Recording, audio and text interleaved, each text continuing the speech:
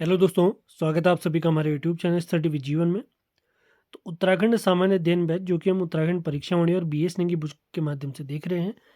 आज का जो हमारा टॉपिक है उत्तराखंड के प्रमुख व्यक्तित्व भाग 1। ये चैप्टर हमारा टोटल 5 भागों में आने वाला है। अगले 5 लेक्चर हमारे इसी टॉपिक पर जो कि हम बीएसएन की और परीक्षावाणी से समाप्त करने वाले हैं। पूरे टॉपिक वहीं से हम देखेंगे। परीक्षावाणी के अंतर्गत आप ये चैप्टर जो हाईलाइटेड पोर्शन आपको दिख रहे हैं वो हमारे समाप्त हो चुके हैं। प्रमुख व्यक्तित्व वाला टॉपिक हमने देखना है। बीएस निगी के अंतर्गत अगर मैं बात करता हूं तो आप ये हाईलाइटेड पोर्शन देख सकते हैं। ये टॉपिक हम समाप्त कर चुके हैं। पीडीएफ इत्यादि के लिए आप मेरे नंबर 7895127508 पर संपर्क कर सकते हैं। तो बीएस निगी के अंतर्गत प्रमुख व्यक्तित्व में ये हाईलाइटेड टॉपिक आपके समाप्त करवा दिए जाएंगे। बिल्कुल चिंता नहीं करें, आपने नोट्स बनाने हैं। नोट्स बेस से आप जुड़ना चाहते हैं, वीडियोस तो आपको प्राप्त हो ही रही हैं। नोट्स इत्यादि आप चाहते हैं तो इस नंबर पे आपने संपर्क करना है। सभी नोट्स आपको प्रोवाइड करा दिए जाएंगे, चिंता बिल्कुल न करें। सभी महत्वपूर्ण लिंक वीडियो के डिस्क्रिप्शन में दिए गए हैं, वहाँ से आप हमसे जुड़ सकते हैं। उत्तराखंड के प्रमुख व्यक्तित्व में आज हम देखने वाले हैं। सबसे पहले देखेंगे हम गोविंद बल्लभ पंत जी के बारे में, उसके बाद कुमाऊं केसरी बी.डी. पांडे जी के बारे में, उसके बाद हरगोविंद पंत जी के बारे में, और अंत में देखेंगे श्रीदेव सुमन जी के बारे में। इन 4 लोगों के बारे में डिटेल में बहुत सारी चीज़ें हम देखने वाले हैं। बहुत ध्यानपूर्वक आपने सारे फैक्ट सुनने हैं। ये सारे पॉइंट मोस्ट इंपॉर्टेंट हैं आगामी सभी परीक्षाओं के लिए। तो बिना टाइम वेस्ट किए स्टार्ट करते हैं आज का सेशन। तो सबसे पहले हम देखेंगे हमारे स्वतंत्रता संग्राम प्रमुख स्वतंत्रता संग्राम सेनानी उत्तराखंड से भारत रत्न जीतने वाले पहले व्यक्ति हमारे परम पूज्य गोविंद बल्लभ पंत जी। ध्यान रखेंगे ये उत्तर प्रदेश के पहले मुख्यमंत्री भी रहे हैं, भारत के गृह मंत्री भी बने थे।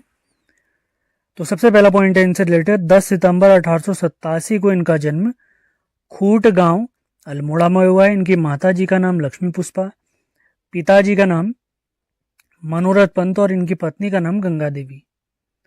इनके अन्य नाम अगर बात करें तो इन्हें हिमालय पुत्र कहा था जवाहरलाल नेहरू जी ने, जबकि इनके दोस्त इन्हें गोविंद बल्लभ महाराष्ट्र कहकर पुकारते थे। अब इनके कुछ इंपॉर्टेंट कार्यों की तरफ देखते हैं। सबसे पहला सन है इनसे रिलेटेड 1903, पंत जी ने हैप्पी क्लब की स्थापना की थी अल्मोड़ा में, काफ़ी इंपॉर्टेंट है। अगला पोर्शन देखते हैं।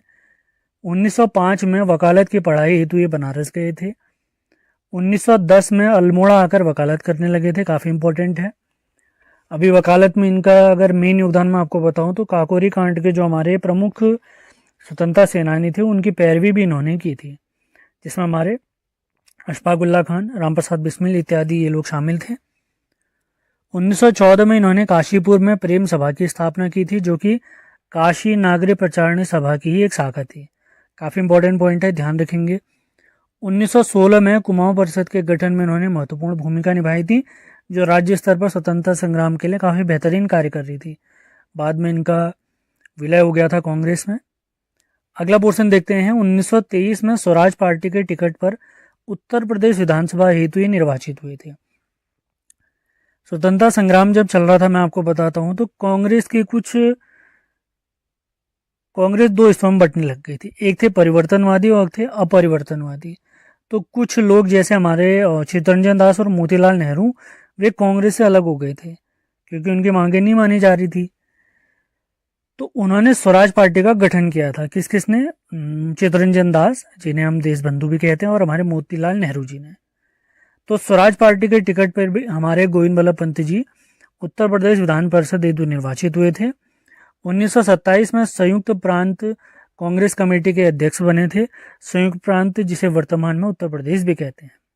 अगला पॉइंट 1928 में काफी इंपॉर्टेंट है। साइमन कमीशन के विरोध में लखनऊ में नेहरू जी के साथ जो ने प्रदर्शन में भाग लिया था और पुलिस कर्मियों द्वारा जो लाठियां बरसाई गई थी हमारे नेहरू जी पर, वो इन्होंने खुद पर खाई थी, हमारे गोविंद बल्लभ पंत जी ने। इसी वजह से नेहरू जी ने इन्हें हिमालय पुत्र की उपाधि भी दी थी। अब साइमन कमीशन के बारे में बेसिक आइडिया मैं आपको दूं।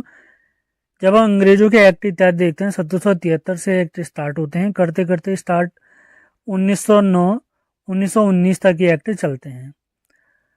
अब अंग्रेजों का क्या प्लानिंग रहती थी कि वे हर 10 साल में हमारे लिए कुछ नए नियम लेके आते थे। अब 1919 के बाद अगला जो एक्ट आना चाहिए था वो 1929 या 30 में आना चाहिए था, लेकिन उस समय पे क्या था, ब्रिटेन में चुनाव इत्यादि थे, तो भारत के लोगों के लिए कानून बनाने के लिए अंग्रेजों ने 2 साल पहले यानी 1928 में कमीशन बना दिया था, जिसे व्हाइटमैन कमीशन भी कहते हैं। तो इसी साइमन कमीशन के विरोध में लखनऊ में नेहरू जी कौन से, जवाहरलाल नेहरू जी की बात हो रही है, लखनऊ में हमारे गोविंद बल्लभ पंत जी और नेहरू जी ने प्रदर्शन में भाग लिया था। इसके बाद फिर नेहरू रिपोर्ट भी आई थी, क्योंकि अंग्रेजों ने कहा था कि अगर आप हमारा कानून नहीं मानते तो आप खुद अपनी रिपोर्ट बनाइए, अपना संविधान बनाइए। तो ये हमारे मोतीलाल नेहरू जी के नेतृत्व में नेहरू रिपोर्ट भी आई थी बाद में। अब वो आधुनिक भारत का हिस्सा, उसके बारे में नहीं जाना हमने, हमें अपने गोविंद बल्लभ पंत जी के बारे में देखना है। 30 मई 1930 काफ़ी इंपॉर्टेंट है। सविनय अवज्ञा आंदोलन का नेतृत्व मल्लीताल में हमारे गोविंद बल्लभ पंत जी ने किया था, लेकिन बाद में 2 दिन में इन्हें गिरफ्तार भी कर लिया गया था। मतलब उस समय पे नमक सत्याग्रह भी चल रहा था। इन्होंने घोषणा की थी कि 2 दिन बाद हम क्या करेंगे, यहाँ पर नमक बनाएंगे। 1931 में भू सुधारों पर आधारित इनकी ही रिपोर्ट पंत रिपोर्ट आई थी। 1937 के प्रांतीय काउंसिल चुनाव के बाद 1937 से 39 तक तथा 1946 से 54 तक ये उत्तर प्रदेश के मुख्यमंत्री भी रहे थे। उत्तर प्रदेश के पहले मुख्यमंत्री बनने वाले यही व्यक्ति भी हैं, ये ध्यान रखेंगे। गोविंद बल्लभ पंत जी ही पहले व्यक्ति हैं जो उत्तर प्रदेश के मुख्यमंत्री बने थे। उस समय उत्तर प्रदेश को संयुक्त प्रांत कहते थे। जनवरी 1955 से 7 मार्च 1961 तक, जब इनका निधन हुआ था 7 मार्च 1961, तब तक ये भारत के गृह मंत्री रहे थे। अगर कौन से गृह मंत्री रहे थे अगर पूछेंगे तो ये भारत के 4थे गृह मंत्री रहे थे। भारत के पहले गृह मंत्री रहे हैं परम पूजनीय सरदार पटेल जी, हम जानते हैं, जिन्हें लौह पुरुष भी हम कहते हैं। 26 जनवरी 1957 को इन्हें भारत रत्न से सम्मानित किया गया और भारत रत्न से सम्मानित होने वाले पहले उत्तराखंड के व्यक्ति हैं। भारत रत्न की स्थापना अगर मैं कहूँ, भारत रत्न की स्थापना 1954 में हुई है। 1954 में 3 लोगों को दिया गया था। अब किन 3 लोगों को दिया गया था ये आपने खुद ढूंढना है। 1955 में जवाहरलाल नेहरू जी को दिया गया था और 57 में हमारे गोविंद बल्लभ पंत जी को इससे सम्मानित किया गया है। 1965 और 1988 में इन पर डाक टिकट जारी हुआ है। 1957 में बनी संसदीय राजभाषा समिति के अध्यक्ष भी रहे थे, काफ़ी इंपॉर्टेंट है ये पोर्शन, काफ़ी महत्वपूर्ण है, ध्यान देंगे। पंतनगर यूनिवर्सिटी बनी थी हमारी, कृषि विश्वविद्यालय बना था, भारत का पहला कृषि विश्वविद्यालय बना था हमारा 1960 में। इसे गोविंद बल्लभ पंत जी के नाम पर पंतनगर कृषि विश्वविद्यालय इसका नाम दिया गया 1972 में, ध्यान रखेंगे, इंपॉर्टेंट है। ये पर्वतीय राज्य के बिल्कुल भी समर्थक नहीं थे। 1934 में अखिल भारतीय संसदीय बोर्ड के अध्यक्ष भी बने थे।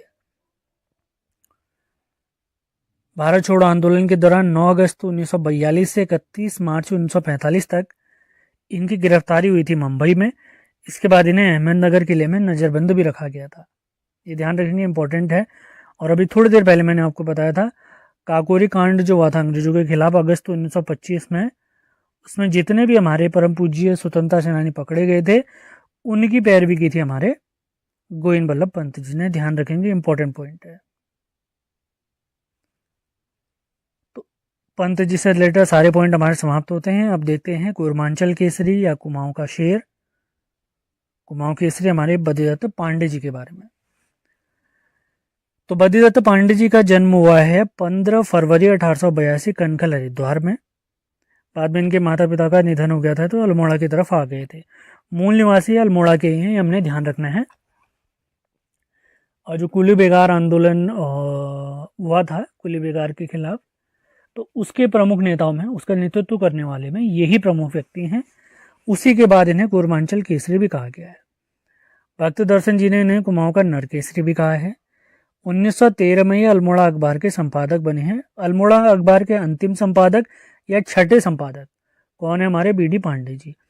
अल्मोड़ा अखबार की अगर मैं बात करूं तो 1871 में इसकी स्थापना की थी बुद्ध बल्लभ पंत जी ने, वो पहले इसके संपादक भी थे और छठे संपादक बने थे हमारे बीडी पांडे जी। 1918 में अल्मोड़ा अखबार में अंग्रेजों की नीति के खिलाफ पांडे जी ने डिप्टी कमिश्नर लोमस के खिलाफ भालूशाही शीर्षक से एक कॉलम लिखा था। जिससे ही परेशान होकर अप्रैल 1918 में लोमस ने अखबार पर प्रतिबंध लगा दिया था। मतलब इसने बहुत भारी जुर्माना लगा दिया था। अब उतना जुर्माना हमारे बीडी पांडे जी और अन्य व्यक्ति नहीं दे सकते थे, तो लास्ट में अखबार बंद हो गया था। तो उसी वर्ष विजयदशमी के अवसर पर अक्टूबर 1918 में हमारे बीडी पांडे जी ने शक्ति नामक एक नई पत्रिका स्टार्ट की। ये साप्ताहिक पत्रिका थी, ये ध्यान रखेंगे, इंपॉर्टेंट है। 14 जनवरी 1921 को कूली बेगार प्रथा का समाप्त किया गया था सरयू नदी के तट पर बागेश्वर में। 1923 में ये कुमाऊं परिषद के अध्यक्ष भी बने थे, 5वें अध्यक्ष बने थे।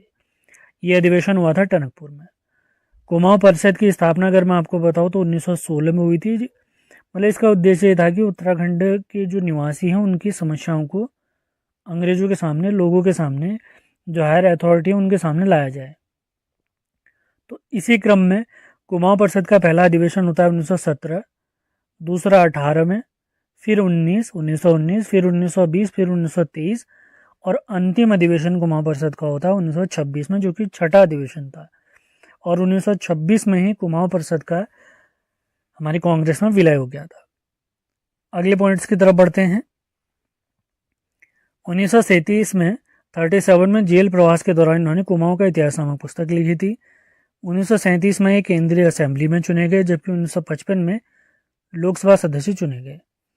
1962 में भारत चीन युद्ध के दौरान इन्होंने इनके जीवन काल में इन्हें जो अपने महत्वपूर्ण योगदान के लिए 2 स्वर्ण पदक मिले थे, उन्होंने इन स्वर्ण पदकों को राष्ट्रीय कोष में दान दे दिया था। और 13 जनवरी 1965 को इनका निधन हो गया था। ये ध्यान रखेंगे, इंपॉर्टेंट पॉइंट है। अब अगली महान विभूति देखते हैं हम, हरगोविंद पंत जी। कुमाऊं कांग्रेस की रीढ़ कहे जाते हैं, उत्तराखंड का जननायक भी इन्हें कहते हैं, जबकि सल्ट का राजनीतिक गुरु भी इन्हें कहते हैं। जैसे अभी हमने गोविंद बल्लभ पंत जी देखे थे, तो वो कांग्रेस की 2 विचारधाराएं थी, एक थी नरम विचारधारा, एक थी गर्म विचारधारा। तो हमारे गोविंद बल्लभ पंत जी नरम विचारधारा के थे, जबकि हरगोविंद पंत जी गर्म विचारधारा के थे। गोविंद बल्लभ पंत जी के राजनीतिक गुरु हैं गोपाल कृष्ण गोखले जी, गोविंद गोपाल, याद रखेंगे, इंपॉर्टेंट है। जबकि हरगोविंद पंत जी के गुरुजी हैं, अभी इनके बारे में हम देखने वाले हैं, अपने गुरुजी मानते हैं तिलक जी को। तिलक जी के साथ इनकी 1905 में मीटिंग भी हुई थी बनारस अधिवेशन में कांग्रेस के। ये सारी बातें हम सीखेंगे, पहले एक बार जो हमने इंपॉर्टेंट पॉइंट लिखे हैं उनके बारे में देख लेते हैं। इनका जन्म होता है 19 मई 1885 को चितई गांव अल्मोड़ा में, जहाँ पर हमारे परमोच्च न्यायालय, हमारे गोलू देवता जी का मंदिर भी है। इनके अन्य नाम भी मैंने आपको बताए थे, अल्मोड़ा कांग्रेस की रीढ़, उत्तराखंड का जननायक, सल्ट का राजनीतिक गुरु। 1920 में कुमाऊं परिषद के चौथे अधिवेशन के अध्यक्ष बने थे। यह अधिवेशन काशीपुर में हुआ था। इसी अधिवेशन में कूली बेगार के खिलाफ प्रस्ताव भी जारी हुआ था, आपको ध्यान रखना, 1920 के अधिवेशन में। 1928 में इन्होंने कुलीन ब्राह्मणों द्वारा हल न चलाए जाने की प्रथा भी तोड़ी थी। कहाँ तोड़ी थी? बागेश्वर में। 1957 में ये लोकसभा सदस्य भी बने और मई 1957 में ही इनका निधन भी हो गया था। ये अपने गुरुजी किन्हें मानते हैं? तिलक जी को मानते हैं, इंपॉर्टेंट है। तिलक जी से इनकी मुलाकात कब हुई थी अगर ध्यान ये पूछते हैं तो ध्यान रखना है 1905 में कांग्रेस का बनारस अधिवेशन हुआ था, तो वहीं इनकी मुलाकात हुई थी। 1921 में हमारे हरगोविंद पंत जी ने, इंपॉर्टेंट पॉइंट है, शीतला खेस में सिद्धाश्रम की स्थापना की। किसकी स्थापना की? सिद्धाश्रम की स्थापना की। और ताड़ी खेत में प्रेम विद्यालय की स्थापना भी इन्होंने की थी, हरगोविंद पंत जी ने, ध्यान रखेंगे, ताड़ी खेत अल्मोड़ा प्रेम विद्यालय। ताड़ी खेत में प्रेम विद्यालय की स्थापना की हमारे हरगोविंद पंत जी ने, जिन्हें अल्मोड़ा कांग्रेस की रीढ़ भी कहा जाता है। तो 3 प्रमुख व्यक्तित्व तो हमारे समाप्त होते हैं। अब आते हैं उत्तराखंड की आन बान शान परम पूज्य श्रीदेव सुमन जी। अब इनके बारे में डिटेल जानकारी सबसे पहले देखते हैं इनका जन्म। इनका जन्म हुआ है 25 मई 1916 को जौल गांव टिहरी में, काफ़ी इंपॉर्टेंट है। इनका वास्तविक नाम है श्रीदत्त बडौनी। इनके पिताजी का नाम है हरिदत्त बडौनी, माता जी का नाम तारा देवी, जबकि इनकी पत्नी का नाम है विनय लक्ष्मी। यूके SSS में एक बार पूछा गया है। वीना लक्ष्मी और हमारे श्रीदेव सुमन जी का विवाह हुआ 1938 में। आगे बढ़ते हैं। 1930 में 14 वर्ष की आयु में, जिस समय सविनय अवज्ञा आंदोलन के तहत नमक सत्याग्रह चल रहा था, तो इसमें इन्होंने भाग लिया था, जिसमें इन्हें 15 दिनों की कारावास भी हुआ था। 1937 में इनका एक कविता संग्रह सुमन सौरभ नाम से प्रकाशित हुआ है, काफ़ी इंपॉर्टेंट है। 1938 में जिला कांग्रेस कमेटी का श्रीनगर में सम्मेलन हुआ था, जिसमें हमारे जवाहरलाल नेहरू जी और विजय लक्ष्मी पंडित जी ने भाग लिया था, तथा इसी अधिवेशन में सुमन जी ने गढ़वाल के दोनों खंडों की एकता पर जोर देते हुए एक प्रसिद्ध कथन कहा था, उसके बारे में ध्यान रखना है हमने। यदि गंगा हमारी माता होकर भी हमें आपस में मिलाने की बजाय दो हिस्सों में बांटती है, तो हम गंगा को काट देंगे। ये कथन किसका है, ध्यान रखेंगे, श्रीदेव सुमन जी का है।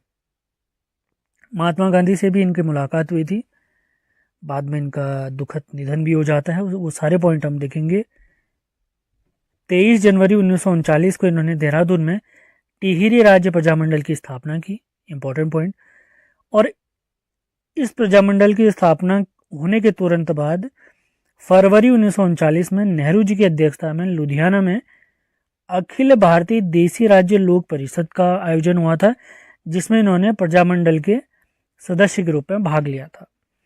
1942 में प्रजामंडल की सफलता के लिए गांधी जी से इनकी मुलाकात हुई है सेवाग्राम वर्धा में, इंपॉर्टेंट पॉइंट। 6 सितंबर 1942 को भारत छोड़ो आंदोलन के दौरान, जो कि जिसे अगस्त क्रांति भी हम कहते हैं, अगस्त 1942 में भारत छोड़ो आंदोलन स्टार्ट हुआ था, तो उसी दौरान जन आंदोलन करते हुए 6 सितंबर 1942 को देहरादून में इन्हें नज़रबंद किया गया, देहरादून जेल में। इसके बाद इन्हें आगरा जेल भेजा गया, जहां से इन्हें 19 नवंबर 1943 को रिहा किया गया है। अगले पॉइंट्स की तरफ बढ़ते हैं। 30 दिसंबर 1943 को टिहरी कारागार में कैद करके इन्हें घोर यातनाएं दी गई थी। इस पर सुमन जी ने क्या कहा था, उन्होंने कहा था कि तुम मुझे तोड़ तो सकते हो लेकिन मोड़ नहीं सकते, क्योंकि वो सामंतवादी जो व्यवस्था हमारे टिहरी में चल रही थी उसके काफ़ी खिलाफ थे, जिससे जनता बहुत त्रस्त हो चुकी थी। अगला पॉइंट काफ़ी महत्वपूर्ण है। 21 फरवरी 1944 को सुमन जी पर राजद्रोह का मुकदमा चला। अब जैसे इन पर राजद्रोह का केस चला तो सरकारी ऑर्डर आ गया था कि भैया इनको कोई सरकारी वकील नहीं दिया जाएगा। अब राजनीतिक गलियारों में तो बहुत समय से काम कर रहे थे, तो इन्होंने अपनी पैरवी स्वयं की थी, ये ध्यान रखेंगे, इंपॉर्टेंट है। इसी दौरान इन्होंने क्या कहा था, सत्य और अहिंसा के सिद्धांत पर विश्वास होने के कारण मैं किसी के प्रति घृणा और द्वेष का भाव नहीं रखता हूँ। ये काफ़ी इंपॉर्टेंट कथन है। जब इन पर राजद्रोह का केस चला तो उस समय इन्होंने ये कथन कहा था। ये कथन किसके हैं, इन पर विशेष फोकस हमने करना है। जैसे तुम मुझे तोड़ सकते हो, मोड़ नहीं सकते।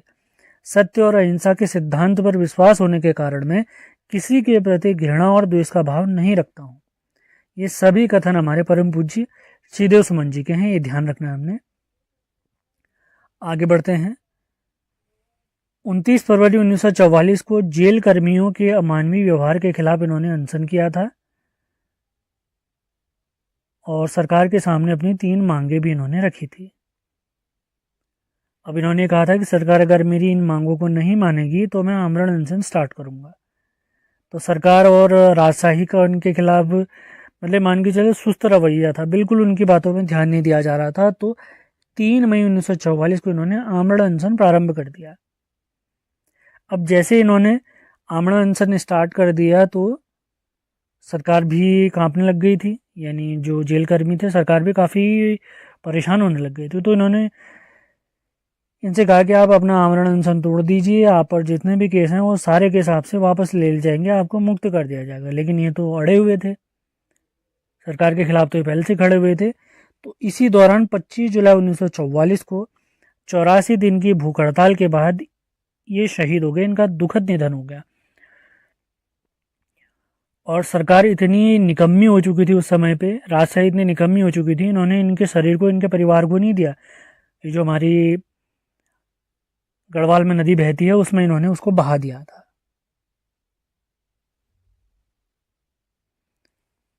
इनका एक काफ़ी कथन, एक महत्वपूर्ण कथन इनका काफ़ी फेमस है। मैं अपने प्राण दे दूंगा। जब इनका अनशन चल रहा था उस समय इन्होंने ये कथन कहा था, मैं अपने प्राण दे दूंगा किंतु टिहरी राज्य के नागरिक अधिकारों को सामंती शासन के पंजे से कुचलने नहीं दूंगा। अब देखिए, लोग इतने कठिन तपस्या करते थे आज़ादी के लिए, स्वतंत्र जीने के लिए। तो हम स्वतंत्र हैं, तो हमें इसका सम्मान करना चाहिए, देश का सम्मान करना चाहिए, देश के लिए तत्पर रहना चाहिए। तो इसी के साथ आज का हमारा सेशन समाप्त होता है। प्रमुख व्यक्तित्व वाली बहुत सारी वीडियो आने वाली, बेहतरीन वीडियो आने वाली हैं। बहुत ध्यान से आप वीडियो सुनिए, नोट्स बनाइए, बेहतरीन रिजल्ट आएंगे आपके। और रेगुलर कंटिन्यू आपने पढ़ना है। जितना आपसे कहा गया था उससे ज़्यादा आपको इन बैच में दिया जा रहा है, किसी प्रकार की कमी नहीं की जा रही है। तो मिलते हैं अगले वीडियो में। धन्यवाद।